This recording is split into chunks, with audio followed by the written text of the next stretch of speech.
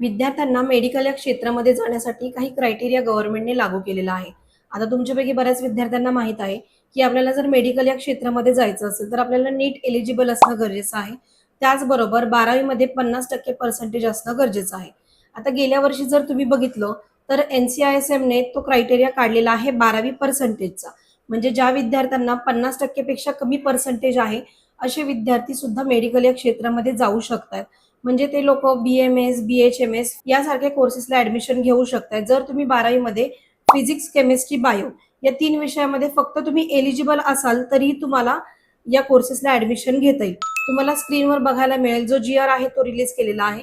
त्याच्यामध्ये clearly mention केलेलं आहे, जर तुम्ही नीट एलिजिबल असाल आणि 12वी मध्ये फक्त पास असाल, तरी तुमचं या कोर्सेसला ऍडमिशन हे होऊ शकतं.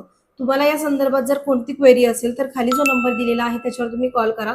आणि असे जर इन्फॉर्मेटिव्ह व्हिडिओ तुम्हाला पाहिजे असेल, तर फॉलो करा श्रेय एज्युकेअर कन्सल्टन्सी.